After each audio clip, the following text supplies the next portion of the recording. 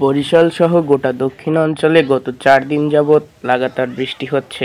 হালকা ও মাঝারি বৃষ্টিতে নগরে জলাবদ্ধতা হয়নি, তবে মঙ্গলবার দিবাগত গভীর রাতে টানা ভারী বৃষ্টিতে নগরীর বেশিরভাগ এলাকা প্লাবিত হয়েছে। ঘুম থেকে জেগে বসতবাড়ির চারদিকে শুধুই পানি দেখতে পান নগরের বেশিরভাগ মানুষ।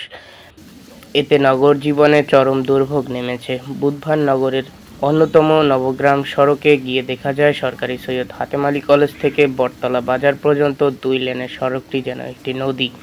ব্যবসা প্রতিষ্ঠান ও বাসাবাড়িতে পানি প্রবেশ করেছে। অলিগলিগুলো পানিতে ডুবে থাকায় বাসিন্দারা আছেন চরম ভোগান্তিতে। এই অবস্থায় নগরের আরেকটি গুরুত্বপূর্ণ সড়ক বগুড়া রোডের মুন্সি গিরেজ এলাকা, সরকারি বালিকা বিদ্যালয় এলাকা, নগরের নিম্নাঞ্চল হিসেবে পরিচিত সাগরদী ধান গবেষণা এলাকা, জিয়ানগর, পলাশপুর ভাটিকানা সহ বিভিন্ন এলাকাতে। জানা গেছে, মাধ্যমিক বিদ্যালয়গুলোতে অর্ধবার্ষিক পরীক্ষা চলছে। অনেক এলাকায় পানির মধ্যে দিয়ে শিক্ষার্থীদের বিদ্যালয়ে পৌঁছাতে হয়েছে। ব্যাটারি চালিত রিকশা চালক সালাম বলেন, পানির কারণে সড়কে যানবাহন চালানো দুষ্কর হয়ে পড়েছে।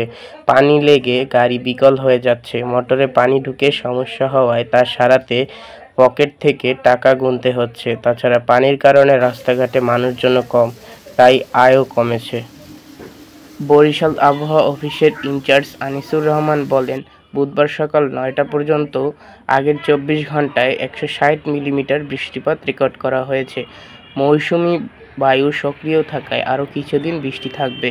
এছাড়া সকাল ৯টা পর্যন্ত আগের ২৪ ঘণ্টায় পটুয়াখালীতে ১৫৩ মিলিমিটার ও বরগুনায় ১১৩ মিলিমিটার বৃষ্টিপাতের খবর পাওয়া গেছে। এসব জেলার শহরগুলোতে জলাবদ্ধতা দেখা দিয়েছে। পানি উন্নয়ন বোর্ডের জল অনুসন্ধান বিভাগের উপসহকারী প্রকৌশলী তাজুল ইসলাম বলেন, দক্ষিণাঞ্চলের সব নদীর পানি বিপদসীমার নিচে রয়েছে।